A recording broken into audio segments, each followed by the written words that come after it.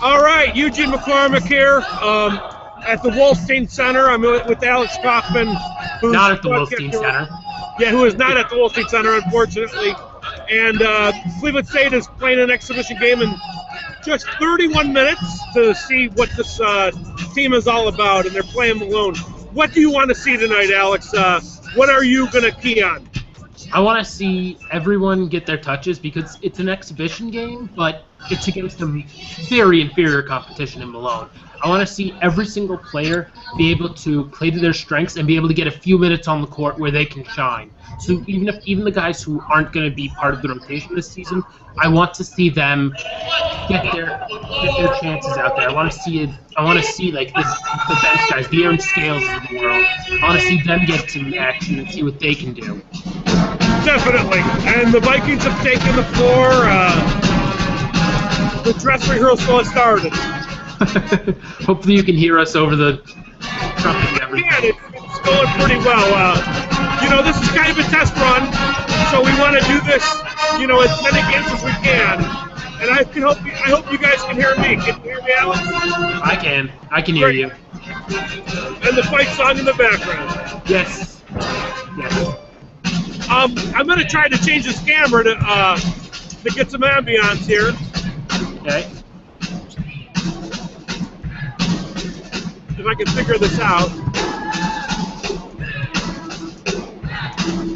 Why don't you talk to Philip? Okay, well, I'm excited for tonight's game. I want to see, I don't know exactly who started or anything like that. They haven't really posted all that information. I'm assuming it'll be Andre Yates alongside the 4 returning guys. And that'll be exciting because those guys started all together last season, and Yates could really be less of a killer like Bryn Forbes was at times last year. Just like Bryn Forbes last year, he shot the Vikings out of the game, especially toward the end of the season before transferring. I'm hoping that Yates will be less of a catch-and-shoot type of guy, less of a shooter mentality like that, in the sense of wanting to shoot the ball every time. And if the volume shooter's mentality is, if I'm hot, I gotta keep shooting because I'm hot, and if I'm not hot, I gotta keep shooting because eventually I'm gonna get hot. And I think Forbes really cost the Vikings in a few games last year because of that. I'm hoping that Andre Yates can fill in the sense of getting some points, but doing it more efficiently than Forbes did at times last season. Granted, against Malone, the Vikings should be able to shoot the hell out of the ball. And just like everything. I think Yates is going to be more team-oriented. I think you can see the feed now. It's showing the Cleveland State warm-ups. And you are correct. That is the starting lineup. They're going with Yates, Lewis, Grady, Lee, and Mason. So that is confirmed. By the way, anyone following along, Marlon Mason has changed his number from 21 to 42 this season. So if you're like, who's that number 42? He looks familiar. Marlon Mason. You're dropping news on me. I didn't even know that. Unfair. Hey, sometimes I got to be the one to break little news. That's a good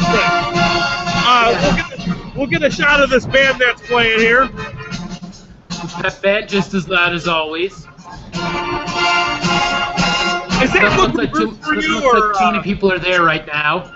No, it's a sparse crowd, but that's how these exhibition games go, and that's every game at the Wolstein Center. That was a nice thing. I don't know if you saw the post that I posted on later today. I've been a little bit busy, and I will this is usually the thing that spurs me to start, being down here to start, getting some Vikings news.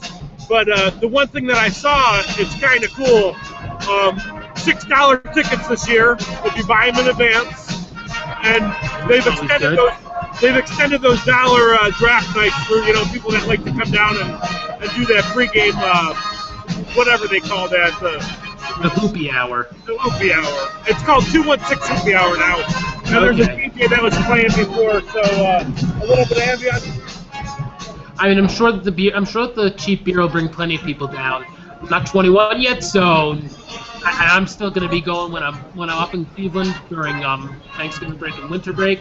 So that's not going to be too much of a age for me, but maybe some of my buddies who are 21, they'll be more inclined to go because they'll be able to get cheap beer and watch some good basketball, hopefully.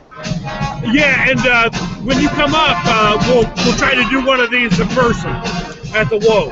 Hopefully. So, hopefully, yes. I mean, it's going to be exciting to see what this team has to offer, and it's going to be exciting to see this game. What'll be good, it will be where the rotation players will get a few extra minutes, so we'll be able to see what they can do, and his Waters will be able to see what they can do in game action.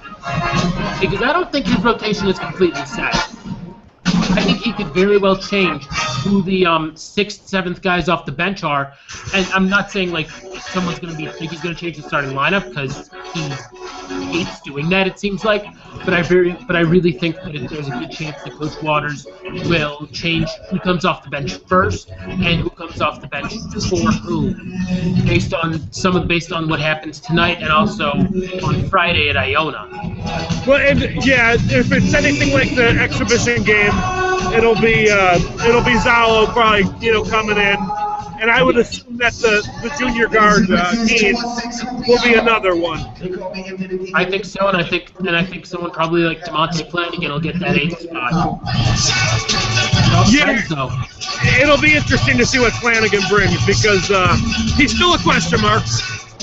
But he's from what I've read, he's a little bit bigger, and I'm hoping that'll be a good thing because he look like a guy like Aaron Scales is probably never going to see the floor this season, and you need another big man, especially when you don't want Grady playing the 5 spot that much. Well, from what I've heard about Flanagan, I think that there's no doubt that he's Division I caliber. It's just a matter of what his motivation is on a nightly basis. That's surprising. I just remember seeing him in middle school in 8th grade, and he could dunk, and he was just so good when Richmond Heights played Hawkins. He just killed us, and Flanagan was their best player. Yeah, he's gonna be. I think he'll be productive this year. It's just a matter of. I mean, he's a key. He's a key this season. They need 5 to 7 points out of him a night if they're going to win this league. Hopefully, and the thing is, they need that 5 to 7 points every night with the ability for him to get to 15 if there's foul trouble from someone ahead of him. Definitely. It's going to be, can the guys who are on the bench step up when they need to? It's great if you have a guy off the bench who can get 6 points every night, but if he can't get you 10 when you need those extra 4 points from him, then he's not good enough. He needs to be able to step up at those times. Definitely. That's my thought on it. So, are you jonesing a little bit, getting the ambiance of the Wolstein Center? I'm wishing I was up there right now. I'm wishing I was there. Unfortunately, I'm stuck in my spacious dorm room here in Granville. Well, it's the next best thing, right? Exactly. And I wish too bad I'm not able to watch or listen to the game tonight, though. I'll be following along with the live stats. It was funny because I was actually thinking of asking Murphy if I could just do play-by-play, but I didn't want to do the rigmarole of, the whole. But I will be tweeting a lot on Let's Go Bike, so if you want to kind of keep up to date with the action. And I'm actually kind of contemplating doing a halftime report. I don't know if you'd be down or. It all depends. I don't know if it'll be easy for this game, considering I can't really see anything that's going on, and I can't really hear anything that's going on. I have to base everything on the live stats.